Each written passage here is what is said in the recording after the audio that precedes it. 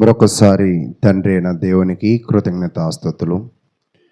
కూడి వచ్చిన సహోదరి సహోదరులందరికీ కూడా ప్రభు నామమున వందనాలు తెలియజేస్తూ కొద్ది నిమిషాలు దేవుని వాక్యాన్ని మనము ధ్యానించుకుందాం. అయితే ప్రియ సహోదరులారా, మనము గత కాలం నుంచి కూడా ఆల్ఫాబెటికల్ ఆర్డర్లో ఉన్న కొన్ని పాఠాలను మనమైతే ధ్యానిస్తూ వచ్చాం. అయితే మొన్నటి రోజున హెచ్ ఫర్ హోప్ అనే పాఠాన్ని మనం నేర్చుకున్నాం. ఈరోజు ఇంటరాక్షన్ అంటే మధ్యవర్తిత్వము అనే పాఠాన్ని నేర్చుకుందాం. ఇంటరాక్షన్ అంటే మధ్యవర్తిత్వము అనే గురించి దానిని మనము అధ్యయనం చేద్దాం. ఈరోజు మధ్యవర్తిత్వము అనే పాఠంలో దేవుని ప్రజలమైన మన మధ్య ఎవరు మధ్యవర్తిత్వము ఉన్నారు? ఈరోజు కొన్ని పెళ్ళిళ్ళు కానీ, కొన్ని వ్యవహారాలు కానీ, కొన్ని పరిస్థితులను కానీ ఎవరో ఒకళ్ళు ఏం చేస్తారంటే మధ్యవర్తిగా ఉండి వాటిని మాట్లాడుతూ ఉంటారు.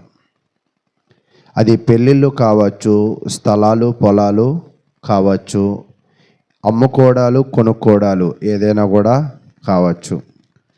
కొన్ని వాటిలో మధ్యవర్తిగా ఉండి ఇరువురికి కూడా ప్రయోజనకరమైన మాటలను మాట్లాడేస్తూ పనిచేసే వారిని ఏమంటారంటే మధ్యవర్తిత్వం వహిస్తూ ఉన్నారు అని అంటూ ఉంటారు. అంతేనా? మధ్యవర్తిత్వాన్ని మనం పరిశీలన చేస్తూ ఉన్నప్పుడు క్రైస్తవులమైన మనకి కూడా దేవుడు ఒక మధ్యవర్తిగా ఉన్నాడు. దేవుడు మనకి ఎలాగ మధ్యవర్తిగా ఉన్నాడు? దేవుడు దేని విషయంలో మనకి మధ్యవర్తిత్వాన్ని వహిస్తూ ఉన్నాడు అనే విషయాలను మనము అధ్యయనం చేయడానికి ప్రయత్నిద్దాం. మనకు అనిపిస్తూ ఉంటుంది, ఒక్కోసారి మనకు వస్తున్న ఇబ్బందులను బట్టి, మనకి వస్తున్న అవసరాలను బట్టి ఎవరైనా మధ్యలో ఉండి సహాయం చేస్తే బాగుండు, ఎవరైనా మన కొరకు ఆలోచన చేసేవాళ్ళు ఉంటే బాగుండు అని అనుకుంటూ ఉంటాం. అయితే ఈ భూమి మీద లేదా భూమిని విడిచిన తరువాత కూడా మనకు అంటూ ఒక మధ్యవర్తి ఉన్నాడు. ఎవరంటే ఆయనే దేవుడు. చూడండి, రోమీలు రాసిన పత్రిక 8వ అధ్యాయం. రోమీలు రాసిన పత్రిక 8వ అధ్యాయము 31వ వచనం నుంచి నేను చదువుతూ ఉన్నాను. రోమీలు రాసిన పత్రిక 8వ అధ్యాయము 31వ వచనం నుంచి. ఇట్లుండగా ఏమందుము? దేవుడు మన పక్షమునుండగా మనకు విరోధి ఎవడు? ఇక్కడ దేవుడు ఏం చెప్తూ ఉన్నాడంటే, ఒకవేళ దేవుడు మనకి తోడుగా ఉంటే, దేవుడు ఒకవేళ మనకి సహాయకుడుగా ఉంటే, దేవుడే మనలను ఒకవేళ నడిపిస్తే మనకంటూ విరోధి ఎవడు కూడా ఉండడు. మనము చేస్తున్న మన జీవిత ప్రయాణములో సరైన విధముగా అది వెళ్ళాలి అంటే, మనం అనుకున్న గమ్యానికి అది చేరాలి అంటే ఖచ్చితంగా ప్రతి ఒక్కరికి కూడా ఎవరి సహాయం కావాలంటండి? దేవుని యొక్క సహాయం. తర్వాత చెప్తున్నాడు, దేవుడు మనకి ఎలాగ సహాయపడ్డాడు? చాలామంది కూడా ఈ డిసెంబర్ నెల, జనవరి నెలలో సాక్ష్యాలు చెప్తూ ఉంటారు. దేవుడు నాకు ఇంత మేలు చేశాడు, నా అనారోగ్యాన్ని దూరపరిచాడు, నాకు ఆస్తి నష్టము కలగకుండా కృప చూపించాడు, నా చదువుల విషయంలో సహాయత దయచేశాడు అని అంటూ ఉంటారు కదా. అయితే దేవుడు ప్రస్తుతం కాదు కానీ గతంలోనే మన అందరికీ కూడా ఒక విషయంలో గొప్ప మేలును చేశాడు. ఏంటి ఆ గొప్ప మేలు అంటే 32వ వచనం. తన సొంత కుమారుణ్ణి అనుగ్రహించుటకు వెనుక తీయక మన అందరి కొరకు ఆయనను అప్పగించినవాడు. దేవుడు చేసిన గొప్ప మేలు ఏదైనా ఉన్నది అంటే ఆయన తన కుమారుణ్ణి, తన యొక్క అద్వితీయ ఈ ఏకైక ఒక కుమారుణ్ణి ఆయన మన కొరకు ఈ భూమి మీదకి పంపించాడు. అంటే ఇప్పుడు దేవుడు మన కొరకు క్రీస్తు ప్రభువారిని ఎక్కడికి పంపించాడంట? భూమి మీదకి పంపించాడు. అంటే ఆయన మధ్యవర్తిత్వాన్ని వహిస్తూ ఉన్నాడు దేవుడు. ఎందుకు మధ్యవర్తిత్వాన్ని వహిస్తూ ఉన్నాడంటే తన కుమారుని ద్వారా మన అందరినీ కూడా ఆయన కాపాడాలి అని అనుకుంటూ ఉన్నాడు. అయితే చదువుదాం. అందరి కొరకు ఆయనను అప్పగించిన వాడు ఆయనతో పాటు సమస్తమును మనకెందుకు అనుగ్రహింపడు. ఇక్కడ క్వశ్చన్ మార్క్ వేస్తూ ఉన్నాడు. తన కుమారుణ్ణే ఇచ్చిన దేవుడు, తను ప్రేమించి ఇచ్చిన అద్వితీయ కుమారుణ్ణే ఇచ్చిన దేవుడు మనకి కావాల్సినవి ఇవ్వడా? తాను ప్రేమించిన కుమారుణ్ణే, ఏకైక కుమారుణ్ణే ఇచ్చిన దేవుడు ఈరోజు మనము కోరుకుంటే, దేవుడు ఒకవేళ మన పక్షాన మనకి ఉంటే మనకి సమస్తమును ఎందుకు దయచేయడు? ఒక వాక్యం ఉంటుంది, నమ్ముట నీ వలన అయితే నమ్మువానికి సమస్తము సాధ్యమే. నీలో ఒకవేళ నమ్మగలిగిన విశ్వాసము ఉండగలిగినట్లయితే చేయగలిగిన శక్తివంతుడు ఎవరంటే మన దేవుడు. ఎలాగ మనకు అర్థమవుతుందంటే తన కుమారుణ్ణే పంపించాడు కదా. తర్వాత 33వ వచనం. దేవుని చేత ఏర్పరచబడిన వారి మీద నేరము మోపువాడు ఎవడు? నీతిమంతులుగా తీర్చువాడు దేవుడే. ఇక్కడ మనకి ప్రతి విషయాన్ని మనం చూద్దాం. 34వ వచనం. శిక్ష విధించువాడు ఎవడు? చనిపోయిన క్రీస్తు యేసే. అంతేకాదు మృతులలో నుండి లేచిన వాడును, దేవుని కుడిపార్శ్వమున ఉన్నవాడును, మన కొరకు విజ్ఞాపనమును కూడా చేయువాడును ఆయనే. అయితే ఇక్కడ మనం ఏం చూస్తూ ఉన్నామంటే ఈ యొక్క 4 వచనాలు కూడా చాలా శ్రేష్టమైన విషయాలను తెలియజేస్తూ ఉన్నాయి. ఏంటి అంటే క్రైస్తవులమైన మనము గట్టిగా నమ్మవలసిన విషయాలను, ఖచ్చితంగా ఆలోచించవలసిన విషయాలు ఏమిటి అంటే ముందుగా మనము ఆయనను నమ్మాలి. ముందుగా మనం ఏం చేయాలంటండి?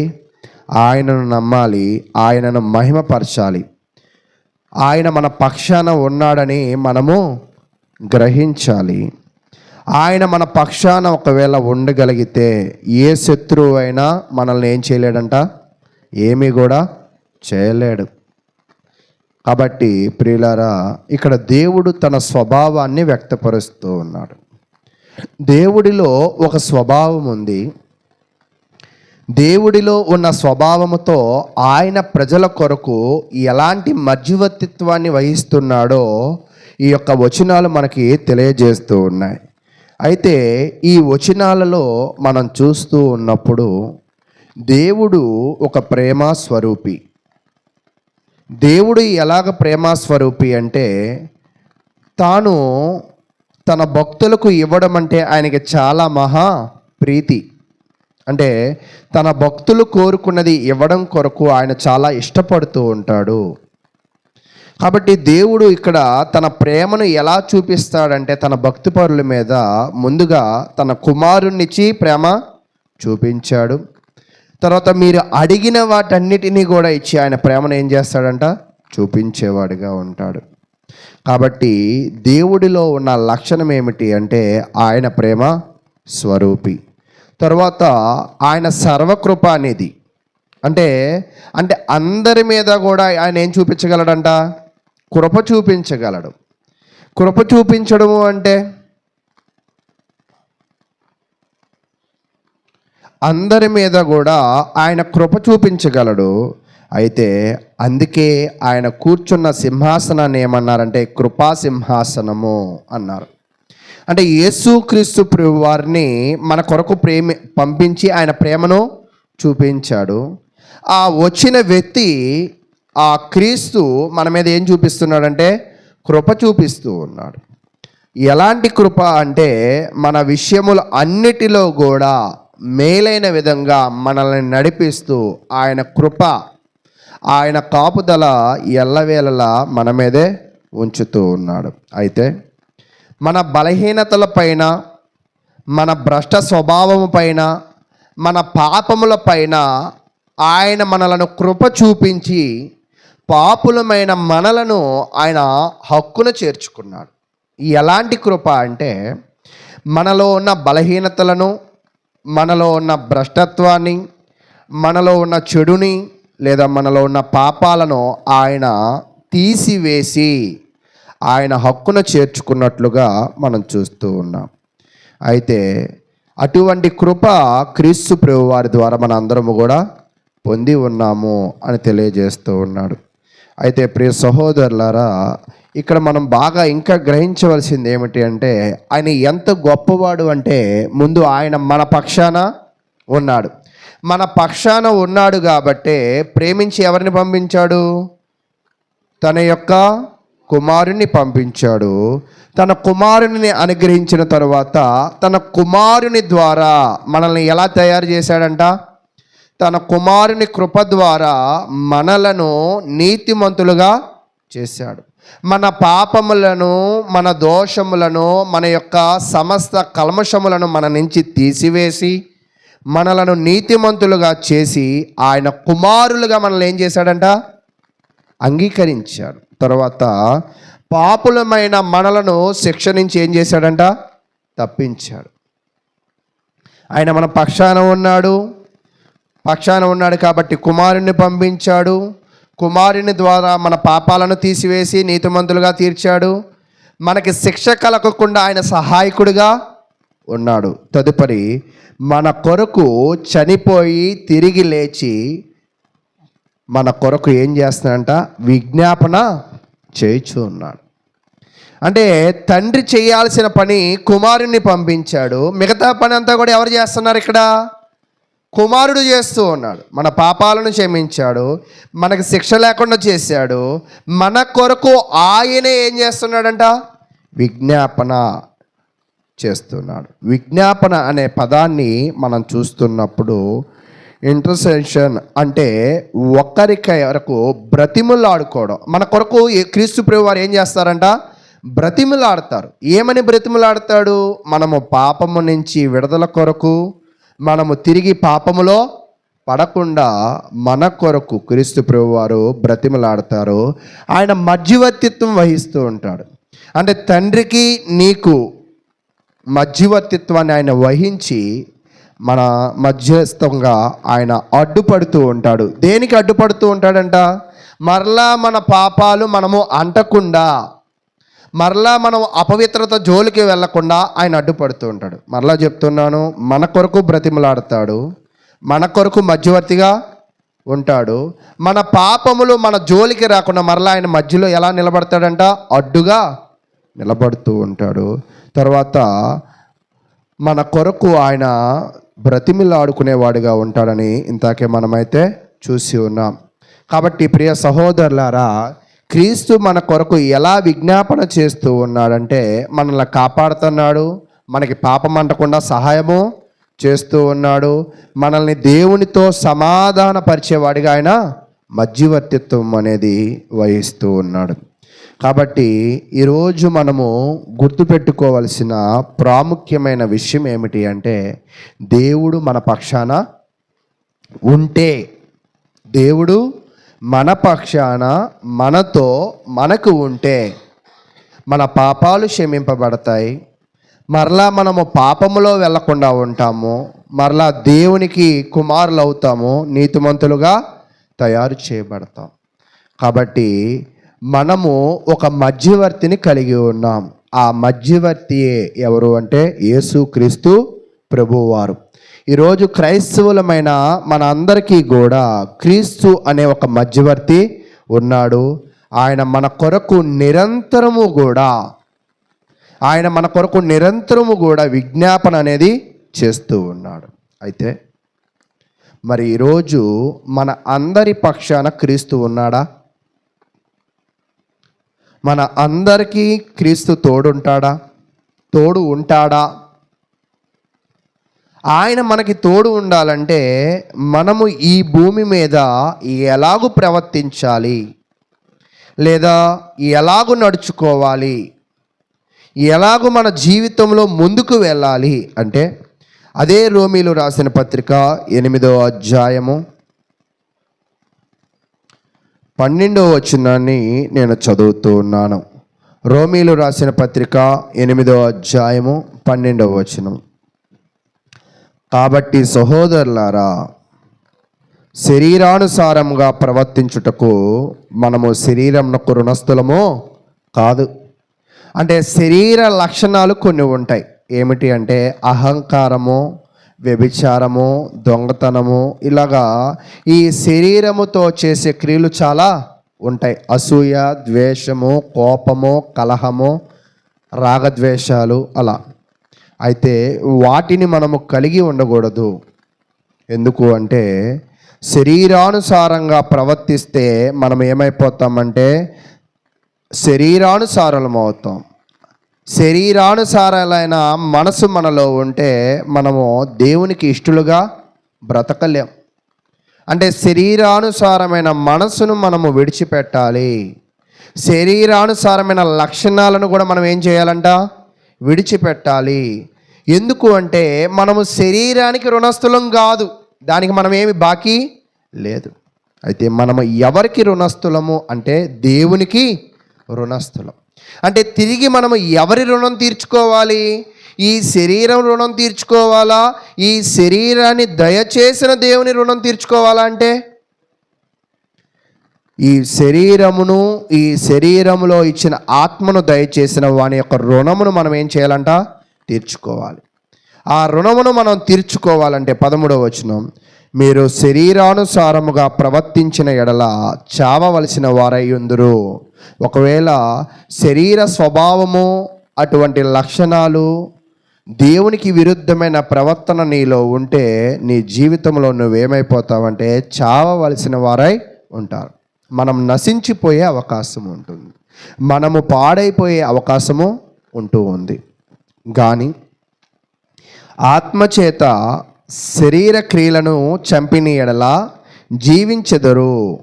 అంటే శరీరానుసారంగా జీవిస్తే నశించిపోతాము, ఆత్మానుసారంగా జీవిస్తే మనము బ్రతికింపబడతాం. కాబట్టి ఈరోజు మనము దేవుడు మన పక్షాన ఉండాలి అంటే, దేవుడు మనలను నీతిమంతులుగా తీర్చాలి అంటే, దేవుడు మన మధ్యలో క్రీస్తు మధ్యవర్తిత్వం వహించాలి అంటే, క్రీస్తు మన కోసం బ్రతిమలాడుకోవాలి అంటే శరీరానుసారమైన కొన్ని ఆలోచనలను, కొన్ని నడవడికలను, కొన్ని ప్రవర్తనలను మనం ఖచ్చితంగా వాటిని ఏం చేయాలంట? విసర్జించాలి. అంటే వాటిని విడిచిపెట్టాలి. వాటిని మరలా వాటి జోలికి మనము వెళ్ళకూడదు. ఒకవేళ వెళితే మనం ఏమైపోతామంటే నశించిపోతాం. మనము నశించిపోవాలంటే శరీరానుసారంగా జీవించాలి. మనము చిగురించబడాలి అంటే, అభివృద్ధి చేయబడాలి అంటే ఆత్మానుసారంగా మనము జీవించాలి. తర్వాత 14వ వచనం, నీవు ఆత్మానుసారంగా జీవింపబడాలి అంటే దేవుని ఆత్మచేత ఎందరు నడిపింపబడుదురో వారందరూ దేవుని కుమారులై యుందురు.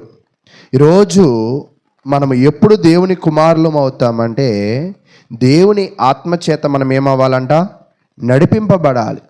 ఈరోజు క్రైస్తవులమైన మన అందరికీ దేవుడు మన పక్షాన ఉండాలంటే దేవుని చేత మనం ఏం చేయాలంట? అడుగులు వేసుకుంటూ వెళ్ళాలి. దేవుని చేత మనము జీవిస్తూ వెళ్ళాలి. దేవునిని బట్టే మనం బ్రతుకుతూ మనం ఆయన యందు బ్రతుకుచున్నాం, చలించుచున్నాం, ఆయన యందు ఉనికి కలిగి ఉన్నాం. అంటే ఈరోజు దేవునిని బట్టే నువ్వు ఉనికి కలిగి ఉన్నావని నీకు అర్థమైతే, దేవునిని బట్టే నువ్వు బ్రతుకుతున్నావని నీకు అర్థమైతే, నీ ప్రవర్తన అంతా కూడా ఎవరి మీద ఆధారపడిద్ది అంటే దేవుని మీద ఆధారపడిద్ది. ఒకవేళ నువ్వు దేవుని మీద ఆధారపడితే నీకు మధ్యవర్తి ఎవరు వస్తారంట? క్రీస్తు ప్రభువారు వస్తారు.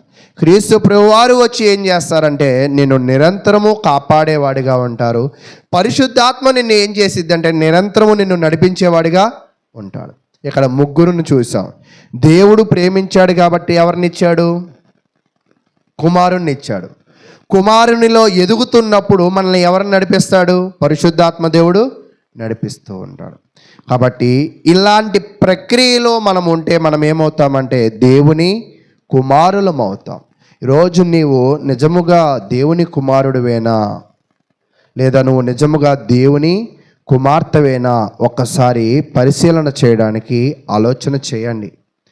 ఈరోజు మనము మనకి నచ్చినట్లుగా జీవిస్తూ మన పక్షాన ధనాన్నో బంగారాన్నో వైభవాన్నో మన పక్షాన పెట్టుకుని శరీర క్రియలను బట్టి మనం జీవిస్తే దేవుడు మన మీద తన కృపను చూపడు. దేవుడు మన మీద కృప చూపాలి అంటే మనము ఆయన కుమారులం అవ్వాలి. దేవుడు మన పక్షాన ఉండాలి అంటే మనము ఆయన కుమారులం అవ్వాలి. పరిశుద్ధాత్మ చేత మనము నడిపింపబడాలి అంటే మనము శరీరానుసారమైన క్రియలను విడిచి ఆత్మానుసారులుగా మనం ఖచ్చితంగా జీవించాలి. అలా జీవించగలిగిన మనసు మనలో ఉంటుందా? కాబట్టి మన జీవితంలో మనం చేయవలసిన ప్రాముఖ్యమైన విషయం ఏమిటి అంటే మనలో ఉన్న లోపాలను, మనలో ఉన్న పాపాలను, మనలో ఉన్న బలహీనతలను మనం ఏం చేసుకోవాలంటే సంహరించాలి. వాటిని తీసివేసుకోవాలి. వాటిని తీసివేసుకోగలిగిన శక్తి నీలో లేదు. వాటిని తీయగలిగిన శక్తి ఎవరిలో ఉందంట? దేవునిలోనే ఉన్నది. దానిని తీయగలిగిన వాడు గొప్పవాడు ఎవరంటే ఆయనే. కాబట్టి ఆయన యొద్దే మనం ఏం చేయాలంటే మనము కోరుకోవాలి మనలో లోపాలను తీసివేసేయమని. కాబట్టి మనలో లోపాలను తీసివేయడం కొరకు, మనలను నీతిమంతులుగా తీర్చిదిద్దడం కొరకు, మనల్ని ఆత్మ సంబంధంగా నడిపించడం కొరకు మనతో క్రీస్తు, పరిశుద్ధాత్మ దేవుడు ముగ్గురు కూడా తండ్రి కుమార పరిశుద్ధాత్మ ముగ్గురు కూడా మనకి సహకారులుగా ఉంటూ ఉంటారు. నేను ఒక విషయాన్ని చెప్తాను. ఎవరైనా కూడా వారి యొక్క ఇళ్లల్లో కుక్కల్ని పెంచుకుంటారు, లేదా పిల్లుల్ని పెంచుకుంటారు, లేదా కుందేలుని పెంచుకుంటారు. ఎవరైనా కూడా వారి ఇళ్లల్లో విష సర్పాలను పెంచుకుంటారా? పెంచుకోరు. ఎందుకు పెంచుకోరు? ఆ విష సర్పాలు తిరిగి మనలనే నాశనం చేస్తాయి, మన కుటుంబీకులను నాశనాన్ని కోరుకుంటాయి. అలాగే చెడు ప్రవర్తన కూడా, పాపపు తలంపులు కూడా, లోక ఆశలు కూడా మనలను శరీరానుసారులుగా బ్రతకనిస్తాయి. ఒకవేళ ఇది శరీరానుసారులుగా మనము బ్రతికితే మనము కూడా విష సర్పాన్ని పెంచడము ఎంత ప్రమాదమో, ఇటువంటి ఆలోచనలు కలిగి ఉండడము కూడా నీ జీవితంలో గొప్ప ప్రమాదం. కాబట్టి క్రైస్తవులమైన నిజ విశ్వాసులైన మన అందరము కూడా తన పాపాల విషయంలో ముందుగా మనం ఏం చేయాలంట? పశ్చాత్తాపడాలి. మన తప్పులను మనం తెలుసుకుని దానిని సరిదిద్దుకునే మనసు మనము కలిగి ఉండాలి. అయితే మన జీవితంలో పాపములకు విరోధముగా మనం పోరాడాలి. అంటే ఏ తప్పు చేయకుండా, శరీర క్రియలకు లొంగిపోకుండా, కోపము, ద్వేషము, అసూయ, జారత్వము, విగ్రహారాధన ఇటువంటి వాటికి మనము లొంగిపోకుండా మనల్ని మనము బలవంతులుగా చేసుకోవడానికి మనం ఏం చేయాలంట? పోరాడాలి. ఆ పోరాటంలో నీ కొరకు ఎవరు విజ్ఞాపన చేస్తారంట? క్రీస్తు ప్రభువారు విజ్ఞాపన చేస్తారు. పరిశుద్ధాత్మ దేవుడు నీకు సహాయకుడిగా ఉంటాడు. కాబట్టి ప్రియులారా, ఈరోజు శరీర క్రియలను చావుకి గురి చేస్తూ ఉండకపోతే, ఈరోజు శరీర క్రియలు మనలో ఉన్నాయి అంటే మనము చనిపోతాము. ఆత్మాను క్రియలు మనలో ఉన్నాయి అంటే మనము జీవింపబడతాం. అది ఎవరిలో ఆత్మానుసారమైన క్రియలు ఉంటాయంటే అవి విశ్వాసిలో మాత్రమే ఉంటాయి. విశ్వాసి అంటే ఏమిటి అంటే దేవుని యందు నమ్మకాన్ని ఉంచి జీవించే వాళ్ళు. దేవుని యందు ఎవరైతే నమ్మకాన్ని ఉంచి జీవిస్తారో వాళ్ళ తప్పులు వాళ్ళు సరిదిద్దుకుంటారు. ఎవరైతే వాళ్ళ తప్పులను వాళ్ళు ఒప్పుకుని సరిదిద్దుకుంటారో దేవుడు వారి పక్షాన ఉంటారు. దేవుడు ఎవరి పక్షాన ఉంటాడో క్రీస్తు ప్రభువు వారు కృపచేత వారి పాపాలను క్షమిస్తాడు. దేవుడు ఎవరి పక్షాన ఉంటారో క్రీస్తు ప్రభువు వారు వారి కొరకు విజ్ఞాపన చేస్తూ ఉంటారు. దేవుడు ఎవరి పక్షాన ఉంటారో వాళ్ళు దేవుని కుమారులు అవుతారు. దేవుడు ఎవరి పక్షాన ఉంటారో వాళ్ళు ఆత్మచేత నడిపింపబడతారు. అయితే ఈరోజు మన అందరము కూడా ఆత్మచేత నడిపింపబడిన వారమేనా? ఆత్మానుసారమైన ఆలోచనలు మనలో ఉన్నాయా? భౌతికపరమైన ఆలోచనలు మనలో ఉన్నాయా అనేది ఒక్కసారి ఆలోచన చేయండి. ఎందుకు అంటే ఆత్మానుసారమైన ఆలోచనలు మనలో లేదు అంటే శరీరానుసారమైన ఆలోచనలు మనలో ఉన్నాయి. ఒకవేళ శరీరానుసారమైన ఆలోచనలు ఉన్నాయంటే మనము ఒక విష సర్పాలను మన శరీరంలో పెంచినట్లే, అవి ప్రమాదం. అయితే ప్రియులారా 26వ వచనాన్ని చదువుదాం. 26వ వచనం, అటువలే ఆత్మయు మన బలహీనతను చూచి సహాయము చేయుచున్నాడు. అంటే పరిశుద్ధాత్మ దేవుడు కూడా మన బలహీనతలను చూచి మన విశ్వాసాన్ని చూసి ఆయన మనకేం చేస్తాడంట? హెల్ప్ చేస్తూ ఉంటాడు. ఏలయనగా మనము యుక్తముగా ఎలాగో ప్రార్థన చేయవలెనో మనకు తెలియదు కానీ ఉచ్చరింపశక్యము కాని మూలుగులతో ఆ ఆత్మ తానే మన పక్షముగా విజ్ఞాపనము చేయుచున్నాము. ఇంతాకేం చెప్పాడంటే క్రీస్తు మన కొరకు విజ్ఞాపన చేస్తున్నాడని చెప్పాడు. ఇప్పుడు ఎవరు విజ్ఞాపన చేస్తారంట? ఆత్మే మన పక్షమున విజ్ఞాపన చేస్తూ ఉంది. అంటే విశ్వాసులకి నిరంతరము ఎవరు తోడుంటారంట? తండ్రి తోడుంటారు, కుమారుడు తోడుంటాడు, పరిశుద్ధాత్మ తోడుంటారు. వీరు మన కొరకు ఏం చేస్తారంట? కుమార పరిశుద్ధాత్మలు విజ్ఞాపన చేస్తూ ఉంటాయి. ఎవరు బాగుండాలని? మన మధ్యవర్తిత్వం ఎవరు వహిస్తారు? మన కొరకు ఎవరు బ్రతిమలాడతారంట? వీరే బ్రతిమలాడతారు. అంటే క్రీస్తు నీ కొరకు బ్రతిమలాడాలని నీకు ఉంటే, పరిశుద్ధాత్మ నీ కొరకు విజ్ఞాపన చేయాలని నీకు ఉంటే నువ్వు ఏం చేయాలంటే విశ్వాసిగా మారాలి. నువ్వు విశ్వాసిగా మారితే నువ్వు ఎలాగ ప్రార్థన చేయాలో ఆయనే నేర్పిస్తాడు. నీ బలహీనతలను ఎలాగ ఎదుర్కోవాలో ఆయనే నేర్పిస్తాడు. నువ్వు పవిత్రతతో ఎలా జీవించాలో, జ్ఞానంలో ఎలా ఎదగాలో, యేసు ప్రభువులాగా ఎలా జీవించాలో ఆయనే నీకేం చేస్తాడంట? నేర్పిస్తాడు. మనలను పవిత్రులను చేసే బాధ్యత, మనలను జ్ఞానవంతులను చేసే బాధ్యత, మనను క్రీస్తు ప్రభు వారిలాగా మలిచే బాధ్యత ఎవరు తీసుకుంటారంటే విశ్వాసులమైన మన పక్షాన తండ్రి, కుమార, పరిశుద్ధాత్మ దేవుడు తీసుకుని వాటిని మనల్ని నడిపిస్తూ ఉంటారు. కాబట్టి మనలను ఫలవంతమైన సంతానముగా మారుస్తారు. అంటే దేవుని సంతానముగా మనల్ని మారుస్తారు.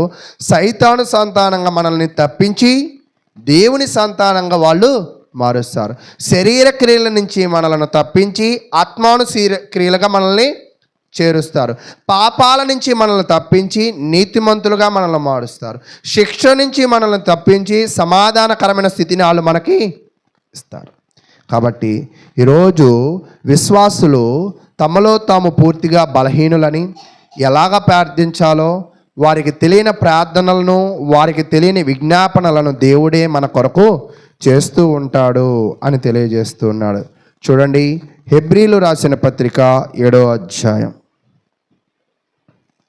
హెబ్రీలు రాసిన పత్రిక 7వ అధ్యాయం 25వ వచనాన్ని నేను చదువుతూ ఉన్నాను. హెబ్రీలు రాసిన పత్రిక 7వ అధ్యాయము 25వ వచనాన్ని చదువుతున్నాను. ఈయన తన ద్వారా దేవుని యొద్దకు వచ్చు వారి పక్షమున విజ్ఞాపనము చేయుటకు నిరంతరము జీవించుచున్నాడు. యేసుక్రీస్తు ప్రభువారు మన కొరకు విజ్ఞాపన చేస్తూ ఉన్నాడు. ఎలా చేయగలుగుతున్నాడంటే ఆయన నిరంతరము కూడా జీవించగలిగిన వాడు. దేవుని యొద్దకు మనము ఒకవేళ వచ్చినట్లయితే క్రీస్తు ద్వారా మనము బ్రతకాలని మనకు అనుకుంటే ఆత్మ సంబంధంగా మనము జీవించాలని మనం అనుకుంటే మనలను ఆయనే ఎలా మారుస్తాడంటే గనుక వారిని సంపూర్ణులుగా రక్షించుటకు శక్తిమంతుడై ఉన్నాడు. అంటే మనలను సంపూర్ణులుగా చేయాలని, మనలను సంపూర్ణంగా రక్షించాలని మన వెనక ఒక శక్తిమంతుడు మధ్యవర్తిత్వము వహిస్తూ ఉన్నాడు. ఆయనే ఎవరంటే క్రీస్తు ప్రభువారు. కాబట్టి ప్రియ సహోదరులారా, మనము ఎవరిని కలిగి ఉన్నామంటే ఈరోజు మనము ఎవరిని బట్టి ఆనందించాలంటే, అందుకే ఫిలిప్పు పత్రికలో ప్రభువునందు ఆనందించుడి, మరలా చెప్పుదును ప్రభువునందు ఆనందించుడి. విశ్వాసులమైన మనల్ని ఎందుకు ఆనందించమన్నాడంటే మన పక్షాన విజ్ఞాపన చేయడానికి ఎవరున్నారంట? క్రీస్తు ఉన్నాడు. మనలను నడిపించడానికి పరిశుద్ధాత్మ దేవుడు ఉన్నాడు. మనలను సంపూర్ణులుగా చేసి, మనల్ని పవిత్రులుగా చేసి, మనల్ని జ్ఞానవంతులుగా చేసి, మనల్ని క్రీస్తు మాదిరిలో నడిపించడానికి గొప్ప దేవుడు మనకి ఉన్నాడు. ఈ గొప్ప దేవుడు భూమి మీద ఉన్నప్పుడు 3.5 సంవత్సరాలు ప్రజల కొరకే బ్రతికాడు. చనిపోయిన తర్వాత కూడా ప్రజల కొరకే ఆలోచన చేస్తూ ఉన్నాడు. అంటే భూమి మీద ఉన్నను, భూమిని విడిచినను మన కొరకు ఆలోచన చేసే వ్యక్తి ఎవరంట? యేసుక్రీస్తు ప్రభు. మనం అనుకుంటూ ఉంటాం, మన పక్షాన ఎవరూ లేరే, మనకి ఎవరు సహాయం చేయట్లేదే, మన ఆపదలలో మనల్ని ఎవరు చూడడం లేదే, మనకి ఎవరు కూడా ఉపయోగంగా లేరే అని అనుకుంటాం కదా. కానీ క్రీస్తునందు నువ్వు విశ్వాసం ఉంచగలిగితే, క్రీస్తునందు విధేయుడిగా ఉండగలిగితే, నీ పాపాలను నువ్వు ఒప్పుకోగలిగితే, నిన్ను నీతిమంతుడుగా మార్చి నీ కొరకు యుద్ధము చేసి పోరాడే వ్యక్తి ఎవరు ఉన్నారంటే క్రీస్తు ప్రభువారు ఉన్నారు. చూడండి, 1 యోహాను రాసిన పత్రిక 2వ అధ్యాయం. 1 యోహాను రాసిన పత్రిక 2వ అధ్యాయము 1వ వచనాన్ని నేను చదువుతూ ఉన్నాను. 1 యోహాను రాసిన పత్రిక 2వ అధ్యాయము 1వ వచనం. నా చిన్న పిల్లలారా, దేవుడు విశ్వాసులను ఏమంటున్నాడంట? నా చిన్న పిల్లలారా, మీరు పాపము చేయకుండుటకై ఈ సంగతులను మీకు రాయిచున్నాను. దేవుడు వాక్యము మనము ఎందుకు వినాలి? దేవుని వాక్యమును మనము ఎందుకు చదవాలి అంటే మనము పాపములో పడకుండా, మనము శరీర క్రియలలో పడకుండా, మనము నశించిపోకుండా, మనము శోధనలలో పడకుండా మనము దేవుని వాక్యాన్ని చదవాలి. ఇప్పుడు దేవుడు మనల్ని ఎలా ట్రీట్ చేస్తూ ఉన్నాడు, లేదా క్రీస్తు దేవుడు మనల్ని ఎలా చూస్తూ ఉన్నాడంటే, చిన్నపిల్లలారా, చిన్నపిల్లలు తప్పు చేసినా కూడా పెద్దవాళ్ళు వారి ఎడల ఏం చూపుతారంటే ప్రేమను చూపి తప్పులను సరిదిద్దుతూ ఉంటారు.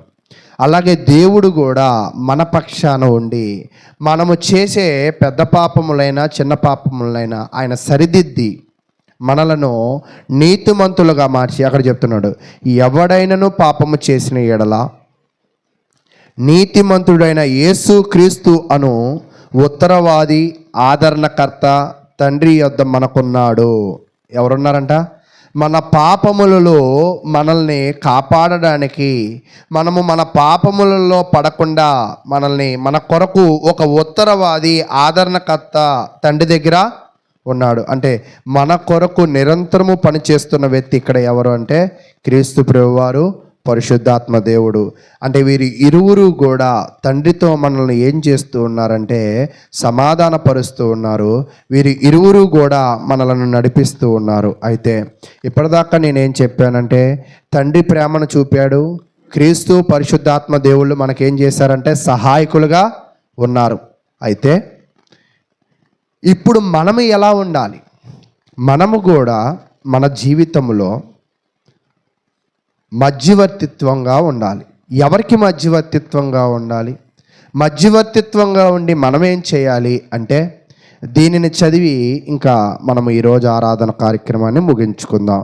1 తిమోతి రాసిన పత్రిక 2వ అధ్యాయం. 1 తిమోతి రాసిన పత్రిక 2వ అధ్యాయము 1 నుంచి 4 వచనాలను నేను చదువుతూ ఉన్నాను. 1 తిమోతి రాసిన పత్రిక 2వ అధ్యాయము 1 నుంచి 4 వచనాలు. మనము సంపూర్ణమైన భక్తియు మాన్యతయు కలిగి నెమ్మదిగాను సుఖముగాను బ్రతుకు నిమిత్తము అన్నిటికంటే ముఖ్యముగా మనుషుల అందరి కొరకును రాజుల కొరకును అధికారుల అందరి కొరకును విజ్ఞాపనములను ప్రార్థనలను యాచనలను కృతజ్ఞతాస్తుతులను చెల్లింపవలనని హెచ్చరించుచున్నాను. అంటే మనము కూడా క్రీస్తు మన కొరకు ఎలాగ దేవుడి దగ్గర బ్రతిమలాడుకున్నాడో, పరిశుద్ధాత్మ దేవుడు మన కొరకు దేవుడి దగ్గర ఎలా బ్రతిమలాడుకున్నాడో మనము కూడా దేవుని దగ్గర బ్రతిమలాడుకోవాలి. ఎవరి గురించి బ్రతిమలాడుకోవాలంట? రాజుల కొరకును అధికారుల కొరకును మనము బ్రతిమలాడుకోవాలి. మన శత్రువుల కొరకును మన మిత్రుల కొరకును బ్రతిమలాడుకోవాలి. ఏమని బ్రతిమలాడుకోవాలి అంటే వారు సరైన విధంగా జీవించాలి అని, వారు ఆత్మానుసారులుగా జీవించాలి అని. తర్వాత చెప్తున్నాడు 3వ వచనం, ఇది మంచిదియు మన రక్షకుడగు దేవుని దృష్టికి అనుకూలమైనది నై ఉన్నది. అంటే మనము కూడా క్రీస్తు పరిశుద్ధాత్మ దేవుడు మన కొరకు ఎలాగ బ్రతిమలాడుకుంటున్నారో, ఎలాగ మధ్యవర్తిత్వాన్ని వహిస్తూ ఉన్నారో మనము కూడా మన కుటుంబము ఎడల, మన సంఘము ఎడల, మన సహోదరుల ఎడల మధ్యవర్తిగా ఉండాలి. ఎలా మధ్యవర్తిగా ఉండాలంటే లోకానుసారంగా జీవించిన వారిని, శరీరానుసారులుగా జీవించిన వారిని మనము మధ్యవర్తిగా ఉంటూ వారిని ఆత్మానుసారులుగా మార్చాలి. ఆత్మానుసారులుగా మారుస్తూ మనము అది ఎప్పుడు చేయగలమంటే మనలో సంపూర్ణమైన భక్తి ఉన్నప్పుడే చేయగలం. అందరూ చేయలేరు. ఎవరు మాత్రమే చేయగలరంట? కంప్లీట్లీ డివోషనల్ పర్సన్, అంటే కంప్లీట్లీ దైవభక్తి కలిగిన వాడు, పూర్తిగా దేవుని మీద ఆధారపడగలిగిన వాడు మాత్రమే అనేకులను సంఘం వైపు తిప్పగలడు, కుటుంబాలను సంఘం వైపు తిప్పగలడు.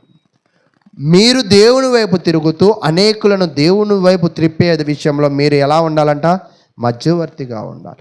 వారి కొరకు మీరు ఏం చేయాలంటే విజ్ఞాపనలను, ప్రార్థనలను, యాచనలను, కృతజ్ఞతాస్తుతులను చెల్లించేవారిగా ఉండాలి. అయితే 4వ వచనం, ఆయన మనుషుల అందరి రక్షణ పొంది సత్యమును గూర్చిన అనుభవ జ్ఞాన గలవారై ఉండవలనని హెచ్చరించుచున్నాడు. అంటే మన ప్రార్థనలో వారి రక్షణను జ్ఞాపకం చేసుకోవాలి. మన ప్రార్థనలో వాళ్ళు సత్యమును గ్రహించాలని తెలుసుకోవాలి. ఈరోజు అనేకులు వాక్యం ప్రకటిస్తూ ఉన్నారు. అందరి వాక్యము సత్యమేనా? తప్పులు చెప్పని వారు లేరా? తప్పు బోధలో ఉన్నవారు లేరా అంటే అవును, చాలామంది కూడా వాక్యానికి వ్యతిరేకమైన కార్యములు, అంటే నిజంగా ఈ క్రిస్మస్లు చేసేవాళ్ళు, ఈ ఈస్టర్లు, గుడ్ ఫ్రైడేలు చేసేవాళ్ళు, వీళ్ళు సత్యాన్ని అంటే నిజమైన వాక్యాన్ని ఆశ్రయించిన వారు. ఎలా మీరు చెప్పగలరు అంటే అవి చేసుకోమని బైబిల్ మనకి చెప్పలేదుగా. చెప్పని వాటిని చేస్తున్నారంటే వాళ్ళు అసత్యమును ప్రకటిస్తూ ఉన్నారు, అంతేనా? వాళ్ళు మన త్రోవని పక్క తప్పిస్తున్నారు. కాబట్టి మనము విశ్వాసులమైన మనము, దేవుని కుమారులమైన మనము, ఆత్మానుసారులమైన మనము మన కొరకు క్రీస్తు పరిశుద్ధాత్మ దేవుడు ఎలా విజ్ఞాపన చేస్తున్నారో మనము కూడా మన ఇరుగు పొరుగు వారి కొరకు, వాక్యమును అసత్యములో వింటున్న వారి కొరకు, భక్తిగా ఉండి వ్యర్థమైన సంఘములకు వెళ్ళే వారి కొరకు, వాళ్ళ కొరకు మనం ఏం చేయాలంట? విజ్ఞాపన, యాచనలు చేయాలి. ఈరోజు మనం ఎప్పుడు కూడా దేవుడి దగ్గర కోరుకునేది ఏమిటి అంటే మన ఆరోగ్యము, మన కుటుంబ ఆరోగ్యము. కానీ దేవుడు కోరుకునేది ఏంటంటే నువ్వు ఏం కోరుకోవాలంట? నీ కుటుంబ సభ్యులు, నీ సమాజము, నీ స్నేహితులు, మీ అధికారులు అందరూ కూడా ఏం పొందాలంట? రక్షణ పొందాలి. అది ఎలాంటి రక్షణ అంట? నిజమైన సత్య సంబంధమైన రక్షణ పొందాలి అని చెప్తూ ఉన్నాడు. కాబట్టి సత్యమును గూర్చిన అనుభవ జ్ఞానం గలవారమై ఉండాలి. అంటే వాక్యము ఏదైతే నిజమో దాని మీద మనం ఏం పెంచుకోవాలంట? అనుభవం పెంచుకోవాలి. ఒకవేళ నీలో అనుభవం ఉంటే ఏది నిజమో ఏది అబద్ధమో నీ కంటికే, నీ మనసుకే గోచరింపబడుతుంది. ఒకవేళ నీ మనసుకి సత్యము అసత్యము అనేది గోచరింపబడము లేదు అంటే నీవు ఇంకా విశ్వాసిగా పరిపక్వతలోకి రాలా, నువ్వు సంపూర్ణమైన భక్తి నీలో లేదు. కాబట్టి ప్రియ సహోదరులారా, నేనేం చెప్పాలనుకుంటున్నానంటే మనము మధ్యవర్తులుగా ఉండి వారి యొక్క ఇళ్ళల కోసమో వాళ్ళ యొక్క ఆరోగ్యాల కోసమో వారి యొక్క ఎదుగుదల కొరకు ప్రార్థన చేయడం కంటే మరి ముఖ్యమైన ప్రార్థన ఏమిటి అంటే ప్రతి ఒక్కరూ రక్షింపబడాలి, అది సరైన విధమైన రక్షణ వాళ్ళు కలిగి ఉండాలని మనము వారి కొరకు విజ్ఞాపన చేయాలి. చివరిగా రోమీలు రాసిన పత్రిక 13వ అధ్యాయం, రోమీలు రాసిన పత్రిక 13వ అధ్యాయము 1 నుంచి 7 వచనాలు మనం చదువుతూ ఉన్నప్పుడు ఈ 1 నుంచి 7 వచనాలలో ఏం తెలియజేయబడుతుంది అంటే క్రైస్తవులమైన మన అందరము కూడా అధికారానికి లోబడాలి. ఎవరి అధికారానికి అంటే మనలను పరిపాలన చేసే నాయకులు, మనలను నడిపించే పోలీసులు, మన మీద ఉన్న ప్రతి అధికారికి కూడా మనము లోబడాలి. ఎందుకు లోబడాలి అంటే దేవుడే అధికారులను నియమించాడు కాబట్టి. తర్వాత అక్కడ ఏం చెప్తాడంటే వాళ్ళని పాలకులు తప్పులను